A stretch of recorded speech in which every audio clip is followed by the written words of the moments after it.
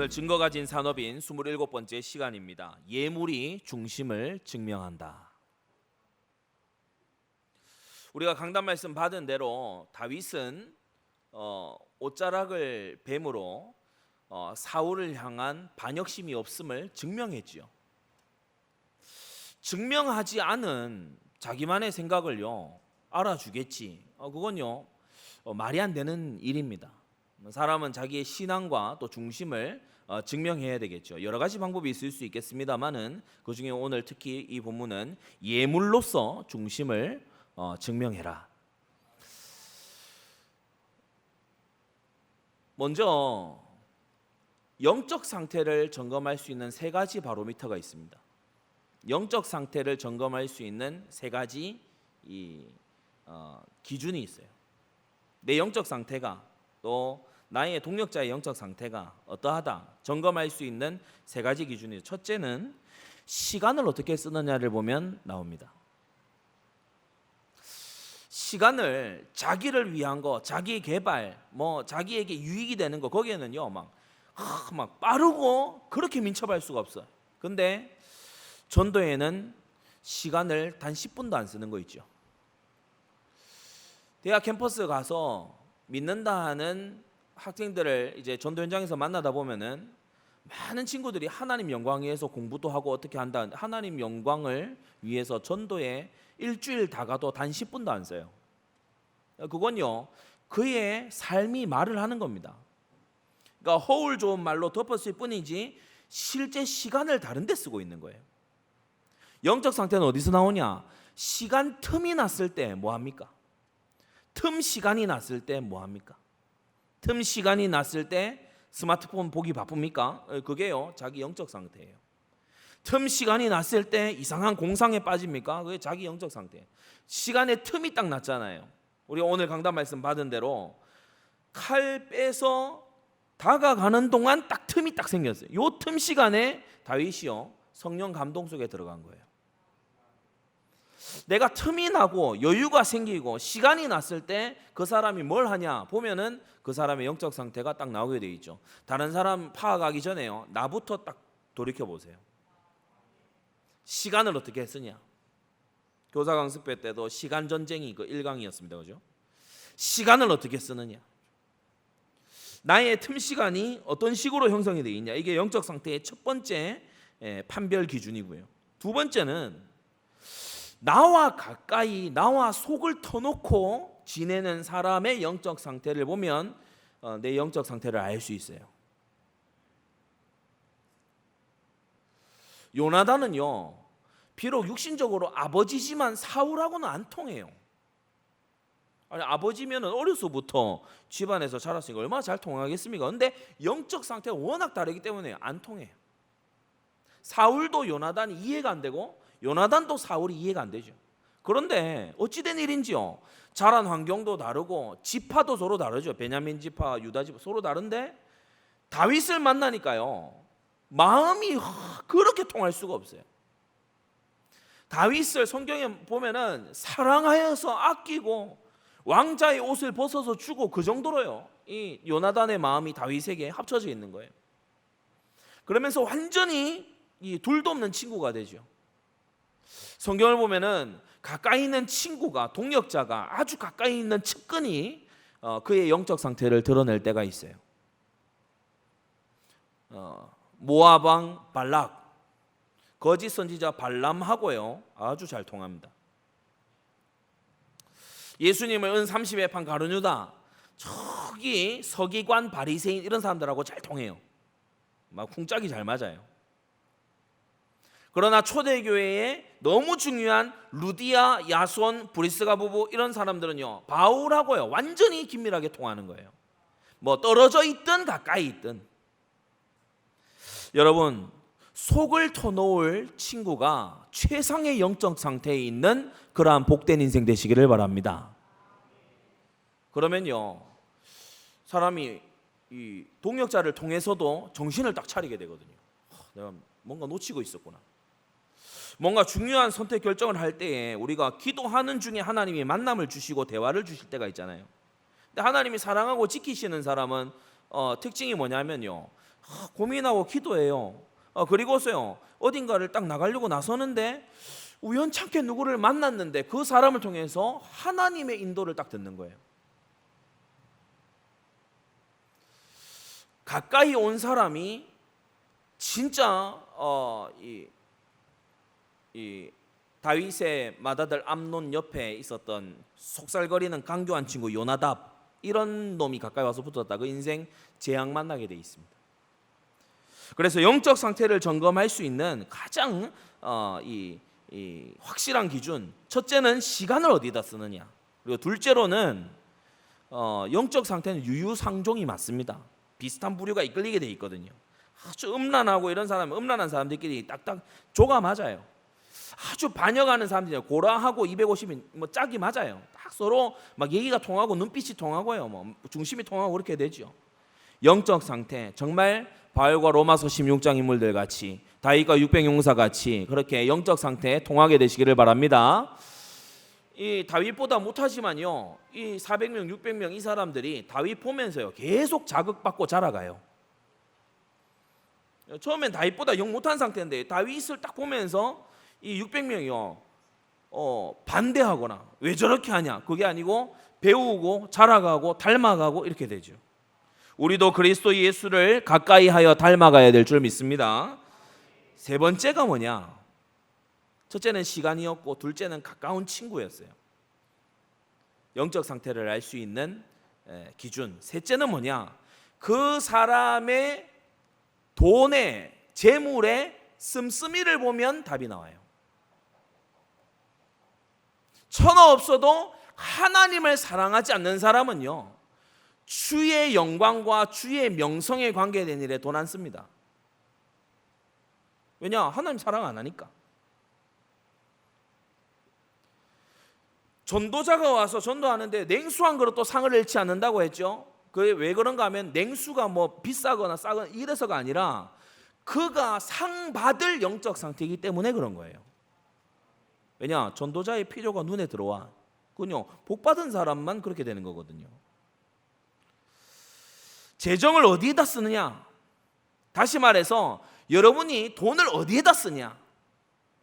그게 영적 상태를 나타냅니다. 복음서에서 예수님은 재물과 이 돈에 대해서 정말요 많이 말씀하셨어요. 왜 그런가? 사람들이 돈을 대하는 태도가 거의 하나님을 대하는 태도하고 비슷하거든요. 그러니까 하나님과 재물을 겸하여 섬기지 못한다고 했죠. 그러니까 우리는 하나님을 이용해서 재물을 섬기게 되든지 아니면 재물을 가지고서 하나님을 섬기게 되든지 둘 중에 하나입니다. 두 개 겸해서 섬기지를 못해요. 그래서 오늘 제목이 예물이 중심을 증명한다는 겁니다. 자, 그러면 먼저 예물을 조금 정의를 하고 넘어가야 되겠죠. 예물, gift 또는 present. 예물은 뇌물과 구분됩니다. 예물 또는 선물이라고 하는 것은 뇌물과 구분돼요. 많은 사람들이 이걸 헷갈려 하거든요. 뇌물과 예물을 헷갈려 해요. 오늘 정리해서 말씀드립니다. 예물은 감사가 무조건적이고요. 이게 기준이에요. 예물은 감사가 무조건적이에요. 그러나 뇌물은 감사가 철저히 조건적입니다. 앞서 주든 뒤에 주든 뇌물은 감사가 조건적이에요. 여러분, 예배에 하나님께 헌물을 가지고 나오면서 뇌물성으로 하나님께 드리는 자 없게 되기를 바랍니다. 뇌물로 했는데 자기 뜻에 막 안 맞는 조건이 됐잖아요. 그러니까 막 헌금 돌려내놔라, 막 헌금 괜히 했다, 막 내가 후회가 된다, 막 별소리가 다 나는 거예요. 근데 예물을 드린 자는요, 예물 드리는 그 자체로 감사고요. 우리 헌금봉투 앞에 적혀 있듯이 다윗의 고백이잖아요. 뭐라 적혀 있어요? 헌금봉투 앞에 다 적혀 있잖아요. 우리 교회 드릴 수 있는 힘을 주신 것에 감사해요. 그게 예물입니다. 하면서요, 드리면서 예물, 선물은요, 하면서 감사해요. 그 예물 자체를 드릴 수 있음에 감사해요. 오늘 본문에 나오는 바로, 요셉 다 지금 그렇게 하고 있습니다. 뇌물이 아니거든요. 대가를 바라고 하는 게 아니거든요. 조건을 걸고 하는 게 아니지요. 우리는 신앙생활을 하면서 하나님께 뇌물 먹여서 하나님으로부터 받아내고 이런 이상한 신앙생활 개념 가지고 있으면 안 될 줄로 믿습니다. 하나님은요, 원래가 모든 것의 주인이세요. 우리에게 살아가게 하시는 모든 것의 공급자가 우리 하나님이세요. 그래서 우리가 하나님께 드릴 수 있다, 이것만큼 영광이 없어요. 여러분, 정말 예물 드리는, 헌물을 드리는 예배자가 되시기를 바랍니다. 그래야 하나님이 그 중심을 받으시는 거예요.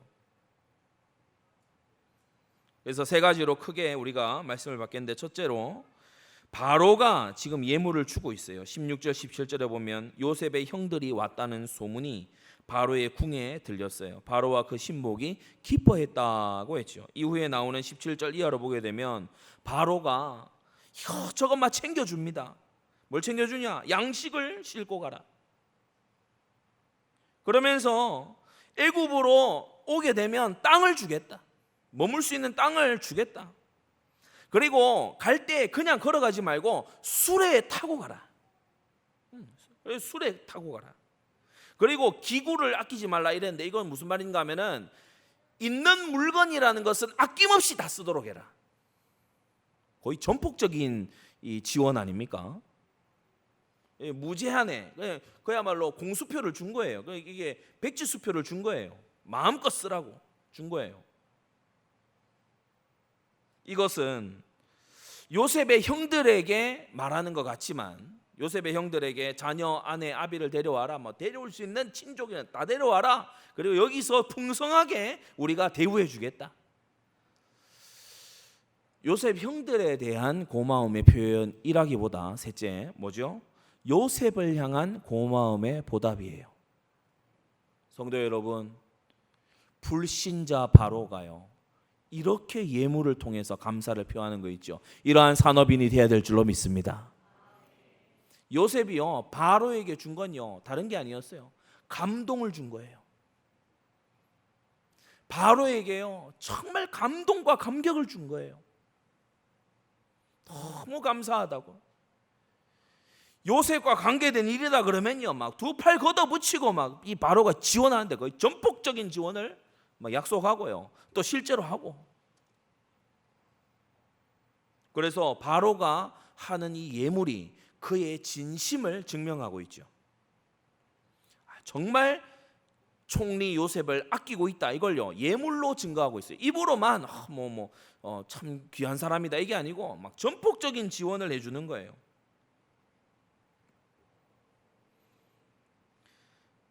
바로가 왕 아닙니까? 지도자 아닙니까? 지도자의 전폭적인 지원을 받을 때 그때에 공의롭게 잘 해야 돼요. 의롭게 해야 돼. 편벽대의하고 뒷구멍으로 돈이나 챙기고 살살 챙겨놓고 그렇게 하면 조만간에요, 그 아주 이 전폭적이었던 그 지원과 그 신뢰가요, 도리어 큰 배신감으로 돌아서게 됩니다. 사실상 그렇게 해서 감옥 들어왔던 사람이 빵 굽는 관원장이었죠. 왕에게 식사를 계속 대접하는 빵 굽는 관원장이 신약의 표현으로 하면 식주인 아닙니까? 공급하는 사람인데요, 어느 날 감옥 와가지고 앉아있어요. 어느 날 목 달아나요. 아니, 빵 굽는 관원장으로까지 쓰임을 최측근에서 왕궁의 모든 이 식문화를 이걸 감당했던 그런 사람이 말이지, 어느 날 갑자기 감옥에 들어가요. 어느 날 갑자기 목이 날아가요. 그래서 요셉은요, 감옥에서부터 이걸 딱 알잖아요. 그래서 절대 멋대로 하지 않습니다. 전폭적인 신뢰가 주어졌을 때 신뢰의 보답을 딱 하는 거예요. 성도 여러분, 요셉처럼 하세요. 하나님께서 보고 본받으라고요. 창세기의 결론적인 인물이 요셉입니다. 창세기에 아브라함, 이삭, 야곱에게 주신 모든 것의 결론적인 인물이 요셉이에요. 그래서 우리 산업인들이 세상에 나가서 일을 할 때 불신자 상전이니까 그런 마음 가진 사람 이제는 없겠죠. 요셉이 바로에게 하듯이 그렇게 해야 됩니다. 요셉을 향한 엄청난 고마움을요 바로가 절절히 가지고 있는 거예요. 뭐 요셉이 요청한 게 아닙니다. 뭐 우리 가족이 좀 오게 됐는데 어떻게 뭐 안 되겠습니까? 뭐 앞에서 쭈뼛쭈뼛 이게 아니에요. 바로가요 마음을 완전히 활짝 열고요 이 도와주는 거예요. 두 번째, 요셉이 또 예물을 주는데요. 이것 또한 예물이죠. 형들에게 아주 값진 옷 한 벌씩을 줍니다. 우리가 구약 시대에 지금 애굽 이 시대 아닙니까? 애굽과 중동의 이 문화 속에서 이 옷이라고 하는 것은 그야말로 뒤이어 나오는 은 몇백 이런 것과 비견할 수 있는 옷도 종류가 따라 다르겠죠. 아주 이 남루한 노예들의 옷이 있는가 하면 이때 이 옷은 완전히 선물의 가치가 있는 예물의 가치가 있는 그런 옷입니다. 그래서 옷 자락을 이렇게 벤 게 마음 아파할 만한 일이 맞아요. 마음 아파할 만한 일이 맞아요. 왜냐 이렇게 잘려나간 옷은요 이제 이 신분 표현으로서 제대로 역할을 못하기 때문에 그 옷을 계속 입고 다닐 수가 없어요. 왜냐 그 옷을 딱 이렇게 보고서 신분을 알거든요. 요셉이 형들에게 옷 한 벌씩 주고 수나기 10피를 내 가지고 이 가나안으로 가도록 그렇게 했어요. 그러면서 당부한 말이 나오지요. 24절에 형들을 돌려보내며 그들에게 이르되 당신들은 노중에서 다투지 말아라.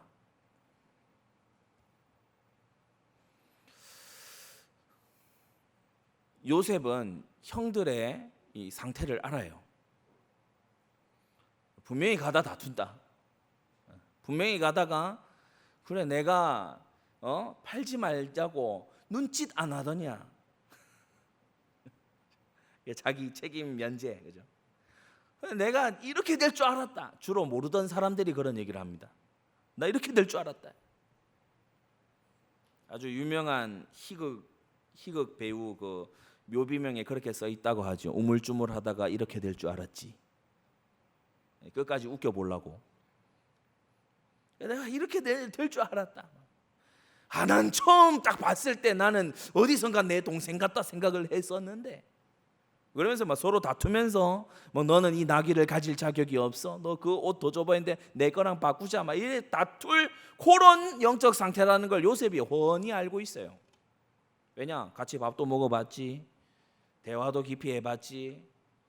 앞에서요 뻔뻔하게 말 돌리는 거 봤지. 그러니까요 가는 길에 다투지 말라는 거예요.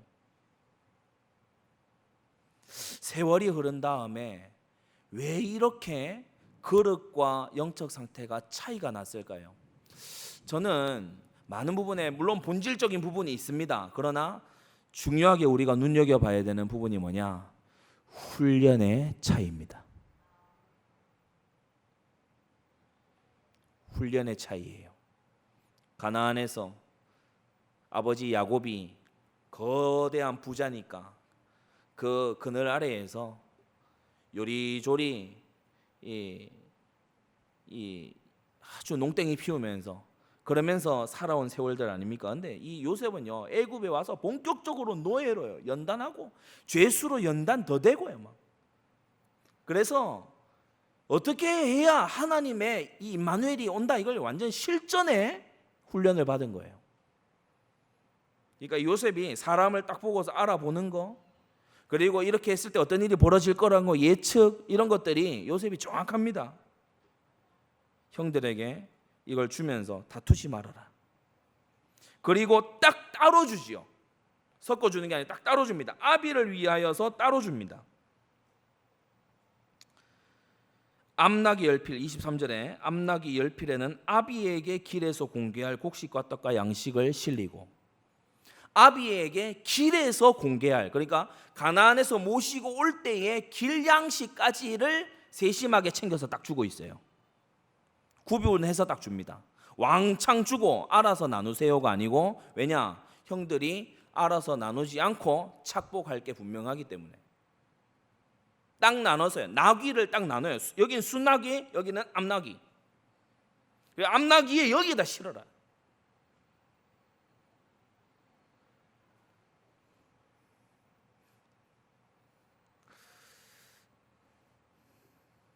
잔머리를 자꾸 굴리면요, 이 제어하는 게 더 피곤해집니다. 그냥 수레 뒤에 낙이 한 20마리 쭉 하면서 곡식 한꺼번에 다 해가지고 그래 가서 아버지 잘 모시고 오세요, 이럴 수 있잖아요. 근데요, 지금 이 구절 하나하나를 여러분이 잘 한번 보세요. 요셉의 형들은 왜 이런 상태가 돼버렸을까요? 동생에게, 동생 요셉이요, 자, 여기 있는 거는 각자 요거 모시니까 가는 길에 싸우지 마세요, 이런 소리를 듣는 상태가 왜 됐을까요? 성도 여러분, 우리는 시간을 허비하지 말고 성령 충만 속에, 훈련 속에 들어가야 될 줄을 믿습니다. 가까이 하대요. 형들이 보면은 자기들끼리 가까이 하지, 아버지에게 있는 이 베델의 이 언약의 비밀, 정말 기도하는 그 야복 강가에서의 그 기도의 놀라운 하나님 체험, 이런 걸요 배울 생각이 없어요. 재물을 어떤 데 쓰냐? 동생 팔아먹은 값 뒤로 챙겨 먹고, 뭐 이런저런 거요, 아버지 양떼에서 이런저런 거요 막 이 해가지고 하는, 그게요 형들의 평소 습관이에요. 그러니까 이 요셉이요 이렇게 할 수밖에 없는 겁니다. 베냐민에게는 은 300과 옷 5벌을 따로 챙겨서 주지요. 요셉이 이 베냐민을 향한 이 마음이 남다른데, 여기서 하나 추가해서 말씀을 드리자면, 바로 이 요셉의 이 그림자 아래에서 고센 땅에 이제 거주를 시작하잖아요. 베냐민과 그 자손들이 남다른 특혜를 받았습니다. 고센 땅 시절부터. 그래서 이 고센 땅과 애굽 아래에서 400년, 그 지나서 광야 40년, 이 기간 동안에 쭉 이 출애굽기, 여정, 민수기 또 특히 보면은 베냐민 지파가 아주 뻣뻣해요. 그게 이제 가나안에 들어가서 땅 분배하고서 베냐민 지파가요 아주 급속도로 불량 지파로 빠져들어가는 이유가 됩니다. 그 시작점이 어디에 있냐? 요셉이 베냐민을요 엄청 아껴요. 어머니가 돌아가신, 그리고 이복 형들한테 얼마나 당했을까, 그런 생각을 이제 요셉이 해서 나름 이제 사랑으로 아꼈겠지요. 그런데 이게 베냐민에게 득이 되지만은 않았습니다. 그래서 성도 여러분, 정말 주 안에서 잘 자라가기 위해서 책망도 너끈히 받고 정말 바르게 함을 받는 이렇게 전지가 되는 그러한 인생 작품들이 되시기를 바랍니다. 베냐민을요 막 옷 5벌 주고 이렇게 막 챙겨주는 게, 이게요 약간 야곱 집안의 이 전통이에요. 거죠. 야곱도 어릴 때 요셉만 따로 챙겨줬어요. 그러니까 막 형들이 막, 안 그래도 형들이 악한데 막 그런 사단이 나잖아요. 근데 지금 요셉이 또 베냐민만 또 편애를 또 하고 있어요. 이게 장차 앞서 말씀드린 그런 일로 이제 막 전개가 돼서 가기 시작합니다. 고센 땅에서 여러분 베냐민과 그 자녀들이 보통 어깨에 힘들어가는 거 아니죠. 뭐 자기 형한테 얘기하면 모든 게 다 일사천리니까.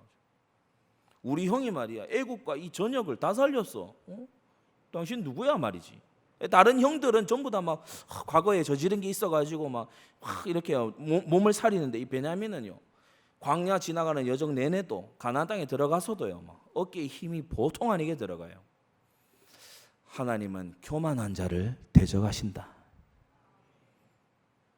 우리 안디옥 교회 성도 여러분, 많이 말씀 듣고 많이 깨닫고 그만큼 책임이 크다는 것을 아십시오. 그만큼 사명이 큰 겁니다. 할 일이 많은 겁니다. 괜히요 막 이 말씀 모르지 이러면서 어깨 힘들어가고 그러면요 하나님이 낮추시는 일이 벌어져요. 항상 우리는 겸손의 자리에 머물러 있고 교만을 코로나보다 주의해야 돼. 아멘. 이 교만은 마스크로도 안 막아지거든요.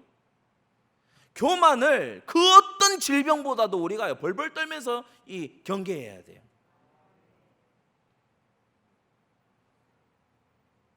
여러분 한국에 합동하고 막 이런 이제 유수 신학교나 이런데 웨스트민스터 졸업해가지고 교수하시는 분들 많습니다. 세상 나가면요 저나 여러분보다 똑똑한 천재들 차고 넘쳤어요. 그래서 저는 여러분하고 좀 위화감을 가질 그런 게 전혀 없어요. 지금 이 메시지 듣고 있는 서울 분들도 잘 아시겠지만은 위화감을 가질 만한 그런 게 1도 없는 사람이, 제 아들 이름이 1도인데 1도 없는 사람이에요.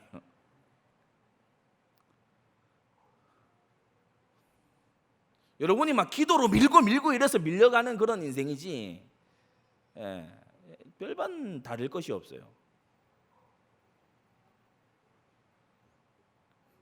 베냐민이요 많이 받았어요. 많이 내놔야 되고 많이 섬겨야 되고 그래야 되는 책임이 있다는 걸 베냐민이 깨달았어야 됐죠.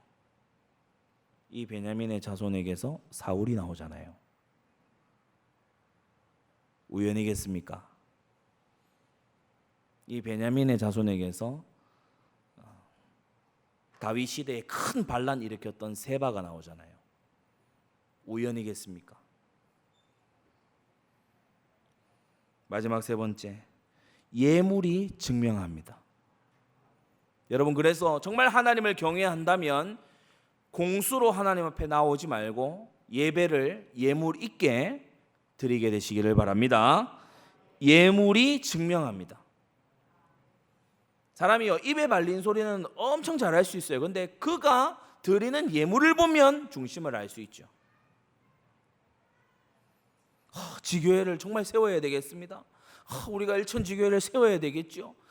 막 서로 얘기하고 이래요. 지교회 세우자, 헌금하자. 5,000원에 믿음성이 안 가잖아요.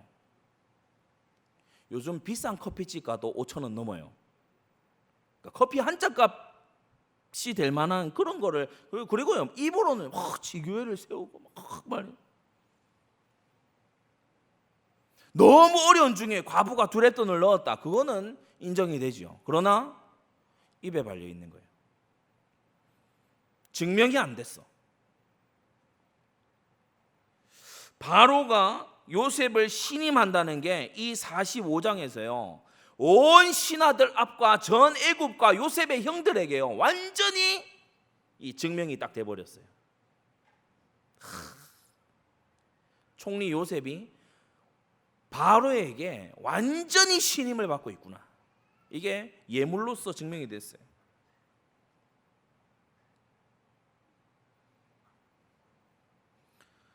학교에 지금은 이제 자주 못 가지만은 예전에 중학교나 이런 곳에 이제 학교 신방을 우리가 가잖아요. 학생을 이렇게 만났을 때 학생 만나기 전에 담임 교사를 이렇게 만나 보거든요. 우리 학생들은 잘 모를 수 있지만 따로 가서 만납니다. 우리 교회 학생들이 어떻게 생활을 하고 있습니까? 그러면요, 그 교사분들이 교회 담임 교역자입니다. 교회의 이 기관의 담당 교역자입니다. 이렇게 얘기하면은 거의 다 얘기를 잘 해주세요. 그러한 곳에 만났을 때 보통은 칭찬을 하거든요. 근데 하면서 한숨을 쉬어요. 그러면은 대강 압니다. 얘가 교회에서의 모습하고 학교의 모습 좀 다른 모양이다. 선생님이 왜 이렇게 좀 칭찬을 잘 안 하시지? 알게 되죠. 여러분 직장에서, 학교에서, 사회에서요, 불신자에게도 선한 증거를 얻은 자가 되시기를 바랍니다. 믿지 않는 자들도요, 저 사람은 믿을 수 있어. 저 사람은 성실해. 저 사람 정직해. 저 사람 말이지 진짜 막 일을 맡기면 돼. 그런 사람이 되어져야 돼요. 둘째로 요셉이 지금 하고 있는 것도요, 증명하고 있어요. 요셉이 아버지를 향한 효심이 얼마나 지극한지. 그러면서 형들을 용서했고 이해하고 있다는 그 증명이 딱 나타나 있죠. 그러면서 베냐민을 특별히 사랑한다는 것을 예물이 증거하고 있어요. 우리 청년들한테 한 번씩 그런 얘기를 합니다. 특히 자매들한테. 결혼 전에요, 몇 번 이렇게 만나고 이렇게 할 때 여러분한테 돈 안 쓰는 남자하고는 미래를 기약하면 안 됩니다. 이 남자가 보니까 잘생기고 말도 잘하고 이런데 밥값은 제가 내요. 그런 남자와 미래를 기약하면 큰일 납니다. 저희 집에 사모는 꽃을 좋아하거든요. 저는 꽃 목도 못하는 거. 그래가지고 하루는 이제 뭐 꽃이 어디 있다 그래서 트렁크에 실었어요. 그 트렁크 3일 동안 있었어요. 그래서 한번 놀라는 거예요. 꽃을 어떻게 트렁크에 3일 동안? 그거 따뜻하고 좋다. 안 죽었? 아직 안 죽었어? 이제 꽃다발 좋아하니까 이제 꽃을 선물하는 거예요. 저는 그거 왜 좋은지 모르겠어요. 먹을 수 있는 풀도 아니고 왜 좋은지 모르겠지만 이 상대가 좋다 하는 거를 선물을 하는 거예요.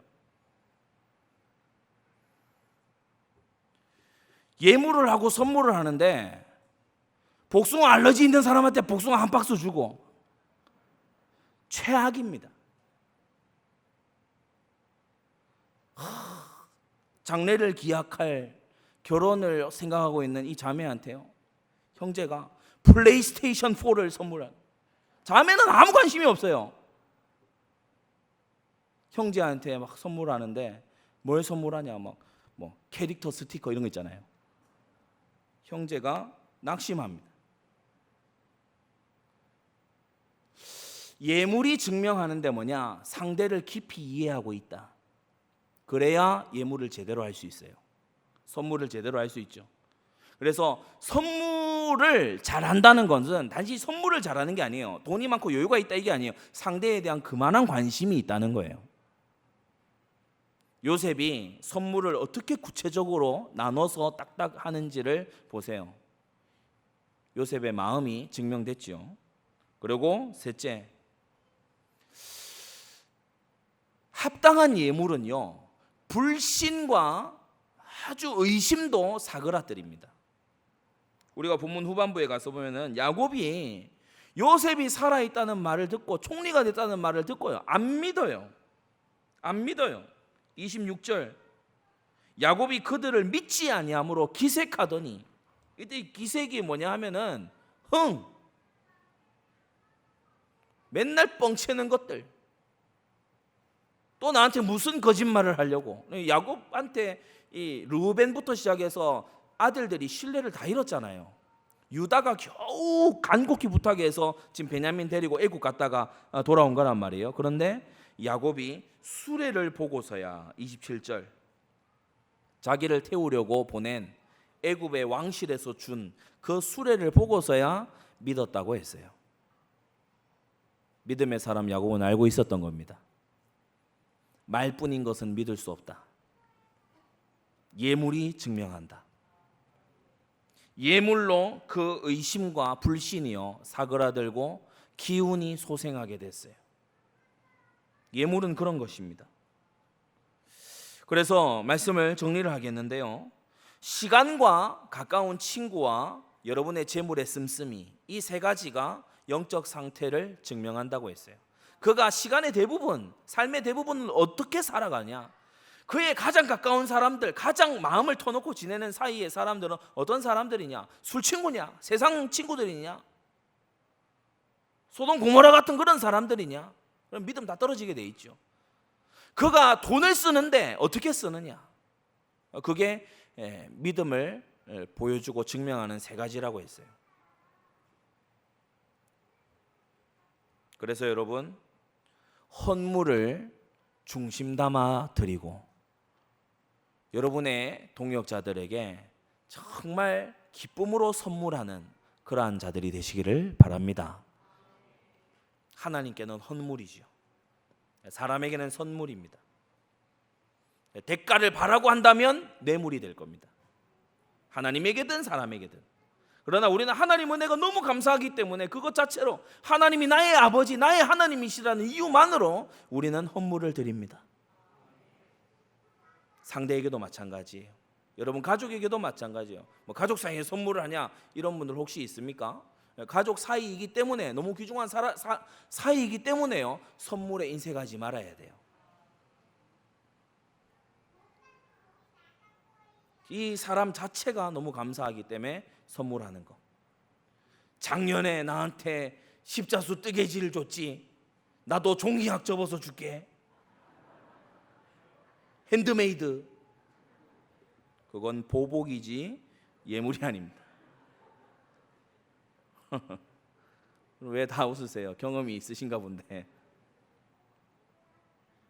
그래서 하나님께 헌물 드리는 걸 보면 믿음을 알 수 있고, 사람에게 선물하는 걸 보면 그 사람에 대한 마음을 알 수 있어요. 나에게도 점검이 되지만 사람을 살펴보는 기준이기도 합니다.